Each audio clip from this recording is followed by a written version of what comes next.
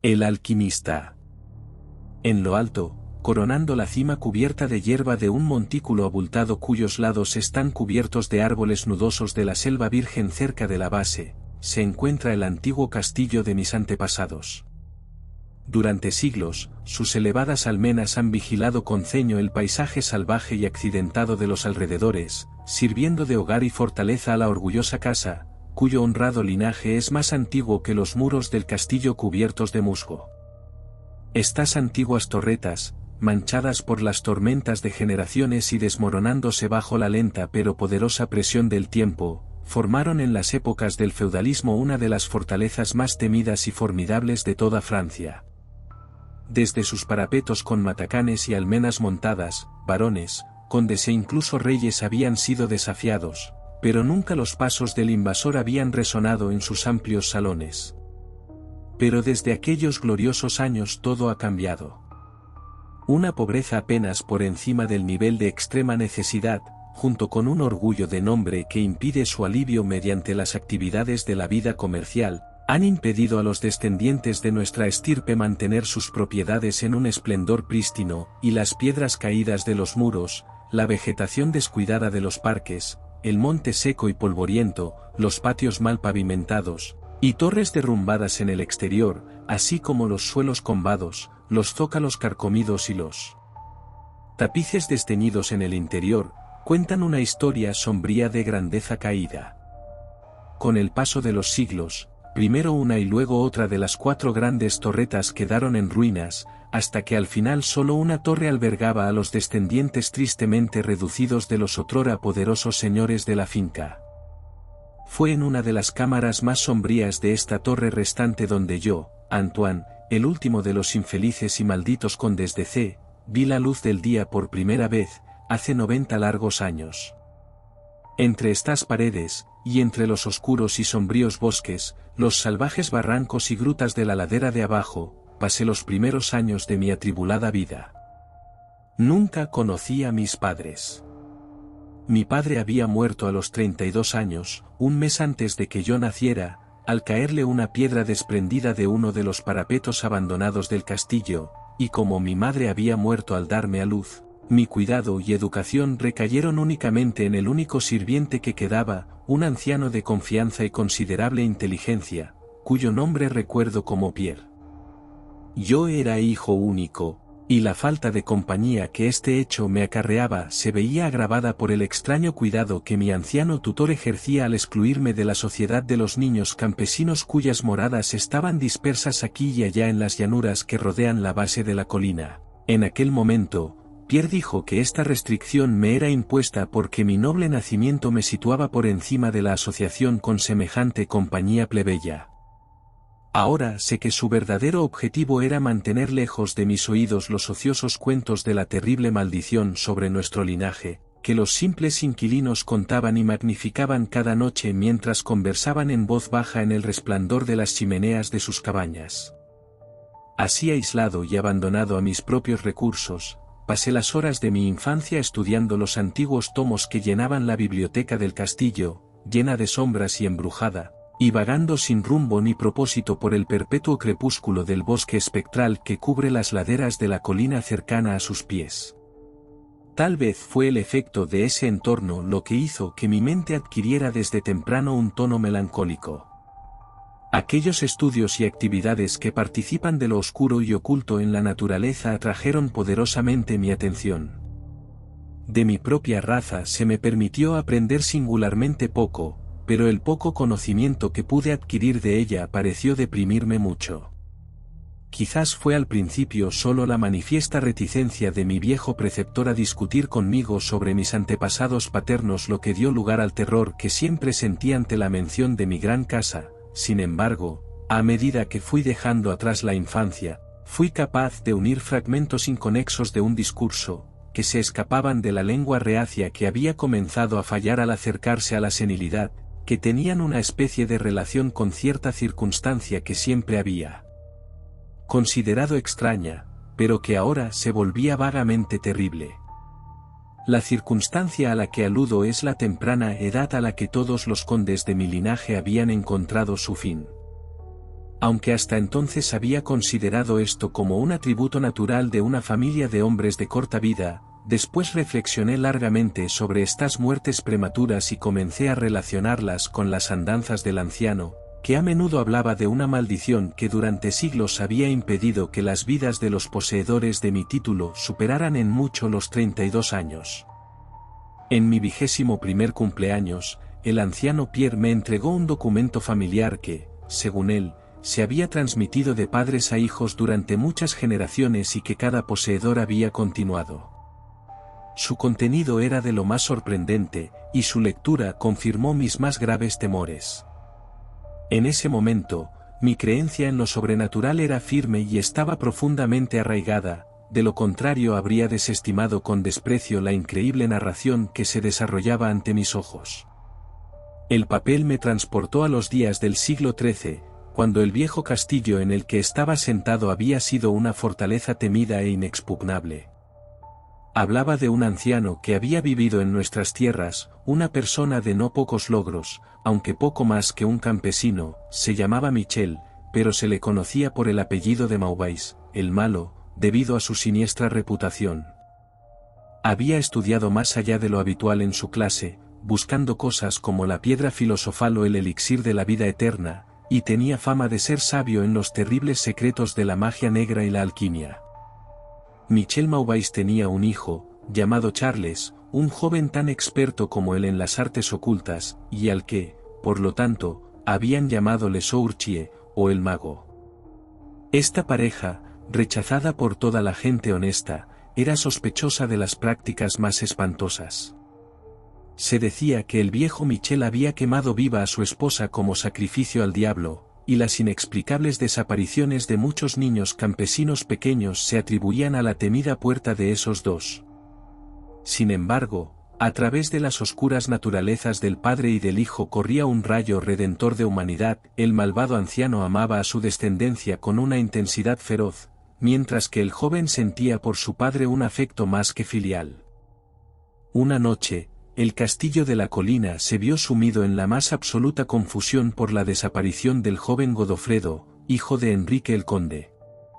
Un grupo de búsqueda, encabezado por el desesperado padre, invadió la cabaña de los hechiceros y se encontró con el viejo Michel Maubais, ocupado con un enorme caldero que hervía violentamente. Sin motivo aparente, en la locura desenfrenada de la furia y la desesperación, el conde puso las manos sobre el anciano mago, y antes de que éste soltara su agarre asesino, su víctima ya no estaba. Mientras tanto, los alegres sirvientes proclamaban en voz alta el hallazgo del joven Godfrey en una habitación lejana y en desuso del gran edificio, contando demasiado tarde que el pobre Michel había sido asesinado en vano.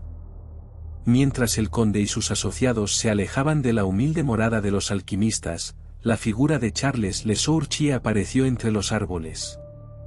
Las excitadas charlas de los sirvientes que estaban alrededor le informaron de lo ocurrido, pero al principio pareció impasible ante el destino de su padre.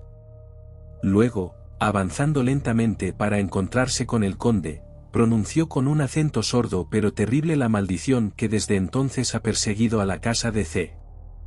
Que ningún noble de tu asesina estirpe sobreviva para alcanzar una edad mayor que la tuya.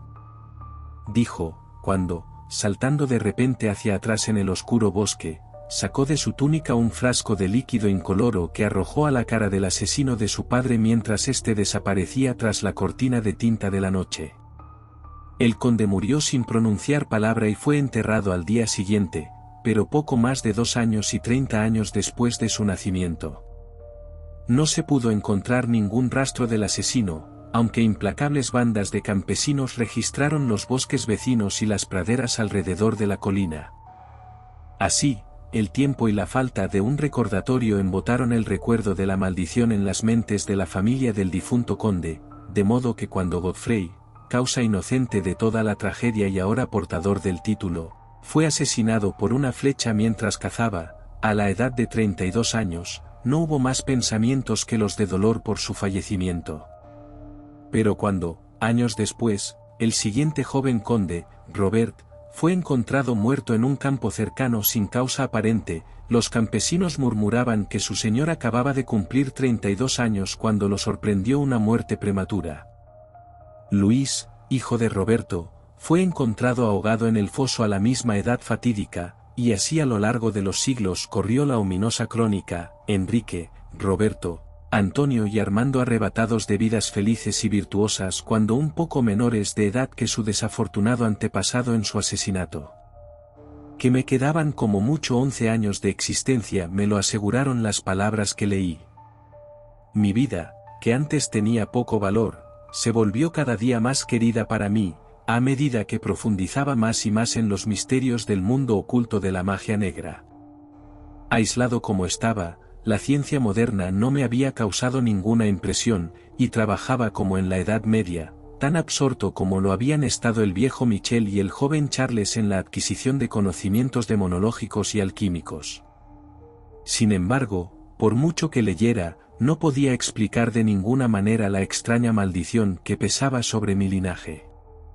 En momentos inusualmente racionales, incluso llegaba a buscar una explicación natural, atribuyendo las muertes prematuras de mis antepasados a la hermana de Charles Le Sourchier y sus herederos. Sin embargo, tras haber descubierto, tras una cuidadosa investigación, que no había descendientes conocidos del alquimista, volvía a mis estudios ocultos y, una vez más, me esforzaba por encontrar un hechizo que liberara a mi casa de su terrible carga.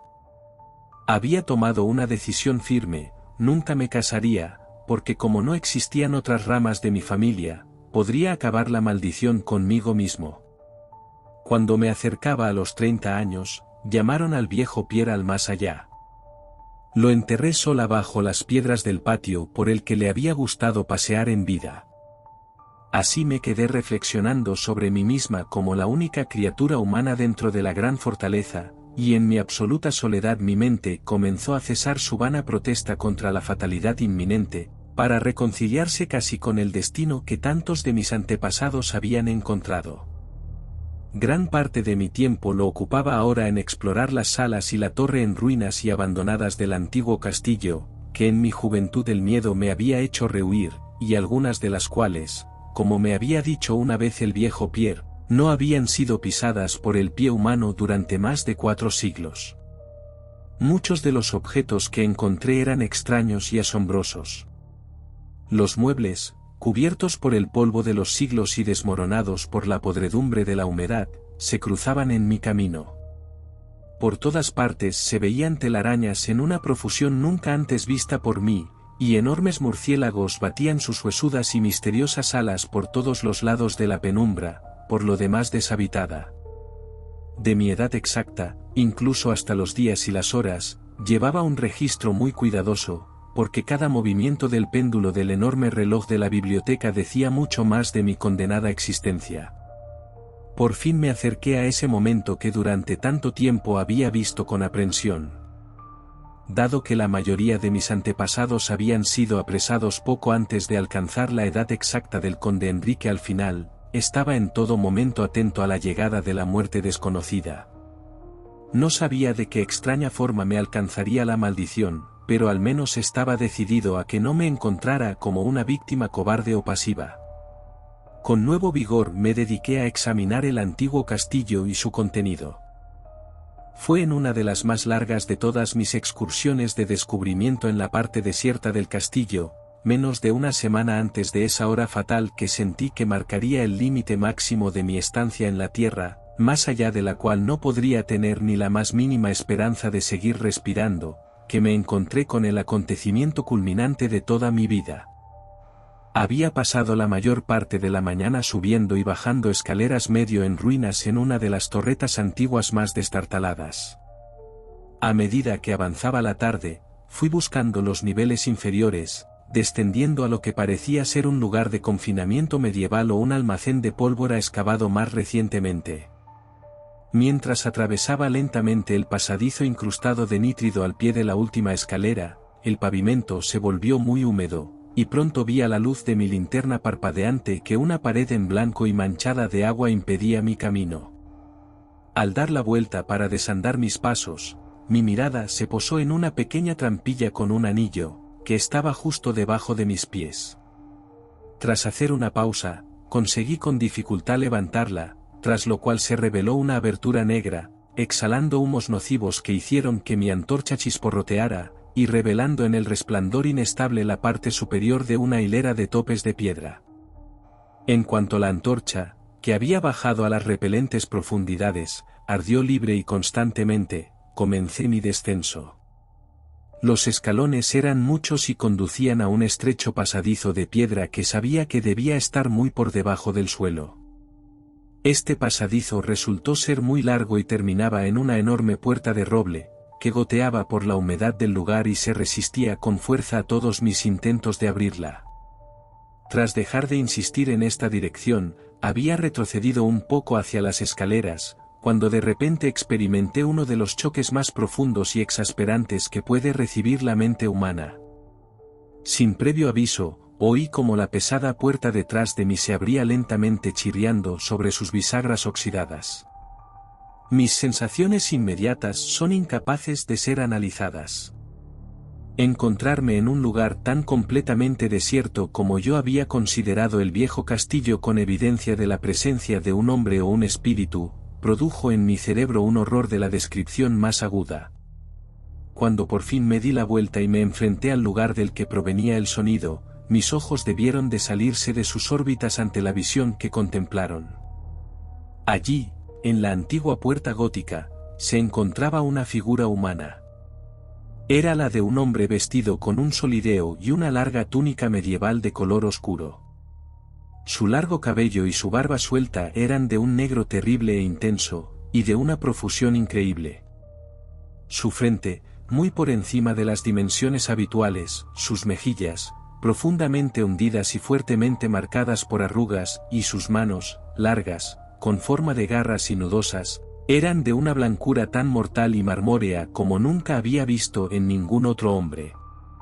Su figura, delgada hasta las proporciones de un esqueleto, estaba extrañamente doblada y casi perdida entre los voluminosos pliegues de su peculiar vestimenta. Pero lo más extraño de todo eran sus ojos, dos cavernas gemelas de una negrura abismal, profundos en expresión de comprensión, pero inhumanos en grado de maldad. Estos ahora estaban fijos en mí, perforando mi alma con su odio y clavándome en el lugar donde estaba parado. Por fin, la figura habló con una voz retumbante que me heló con su sordo vacío y su malevolencia latente. El lenguaje en el que estaba revestido el discurso era esa forma degradada de latín en uso entre la gente más culta de la Edad Media, y que me resultaba familiar por mis prolongadas investigaciones sobre las obras de los antiguos alquimistas y demonólogos. La aparición habló de la maldición que se cernía sobre mi casa, me habló de mi próximo final, se detuvo en el mal perpetrado por mi antepasado contra el viejo Michael Maubais, y se regodeó en la venganza de Charles Le Sourchier. Contó cómo el joven Charles había escapado en la noche, regresando años después para matar a Godfrey, el heredero, con una flecha justo cuando se acercaba a la edad que había tenido su padre en su asesinato, cómo había regresado en secreto a la finca y se había establecido, sin ser conocido, en la cámara subterránea, ya entonces desierta, cuya puerta enmarcaba ahora al horrible narrador, como había capturado a Robert, hijo de Godfrey, en un campo, le había hecho tragar veneno y lo había dejado morir a la edad de 32 años, cumpliendo así las viles disposiciones de su maldición vengativa. En este punto me quedé imaginando la solución del mayor misterio de todos, cómo se había cumplido la maldición desde aquel momento en que Charles Le Sourchier debía haber muerto en el curso de la naturaleza, pues el hombre se desvió hacia un relato de los profundos estudios alquímicos de los dos magos, padre e hijo, hablando muy particularmente de las investigaciones de Charles Le Sourchier sobre el elixir que debía conceder a quien lo tomara vida y juventud eternas. Por un momento, su entusiasmo pareció borrar de sus terribles ojos el odio que al principio los había obsesionado, pero de repente el fulgor diabólico regresó, y con un sonido espantoso como el silbido de una serpiente, el extraño levantó un frasco de vidrio con la evidente intención de acabar con mi vida como Charles Le Sourchier había acabado con la de mi antepasado 600 años antes. Impulsado por algún instinto de autodefensa, Rompí el hechizo que hasta entonces me había mantenido inmóvil y arrojé mi antorcha moribunda a la criatura que amenazaba mi existencia. Oí como el frasco se rompía sin hacer ruido contra las piedras del pasadizo mientras la túnica del extraño hombre se incendiaba e iluminaba la horrible escena con un brillo repugnante. El grito de miedo y la malicia impotente emitidos por el aspirante asesino resultaron demasiado para mis ya sacudidos nervios, y caí de bruces sobre el suelo resbaladizo en un desmayo total. Cuando por fin recuperé el sentido, todo estaba espantosamente oscuro, y mi mente, recordando lo ocurrido, se resistía a la idea de contemplar más. Sin embargo, la curiosidad se apoderó de mí. Me pregunté quién era este hombre malvado y cómo había entrado en el castillo. ¿Por qué quería vengar la muerte del pobre Michel Maubais y cómo se había transmitido la maldición a lo largo de todos los siglos desde la época de Carlos el Hechicero? El temor de años se me quitó de encima, porque sabía que aquel a quien había derribado era la fuente de todo mi peligro por la maldición, y ahora que estaba libre, ardía en deseos de saber más de la cosa siniestra que había perseguido a mi linaje durante siglos, y había hecho de mi propia juventud una larga pesadilla. Decidido a seguir explorando, busqué en mis bolsillos pedernal y acero, y encendí la antorcha sin usar que tenía conmigo. En primer lugar, la nueva luz reveló la forma distorsionada y ennegrecida del misterioso desconocido. Los horribles ojos estaban ahora cerrados. No me gustó la visión, me di la vuelta y entré en la cámara más allá de la puerta gótica. Allí encontré lo que parecía un laboratorio de alquimista. En una esquina había una inmensa pila de un metal amarillo brillante que relucía magníficamente a la luz de la antorcha. Podía ser oro, pero no me detuve a examinarlo, porque estaba extrañamente afectado por lo que había sufrido. En el extremo más alejado del apartamento había una abertura que daba a uno de los muchos barrancos salvajes del oscuro bosque de la ladera. Lleno de asombro, pero dándome cuenta ahora de cómo el hombre había conseguido acceder al castillo, procedí a regresar. Tenía la intención de pasar de largo ante los restos del desconocido, pero al acercarme al cuerpo, me pareció oír un leve sonido que emanaba de él, como si la vida aún no se hubiera extinguido por completo.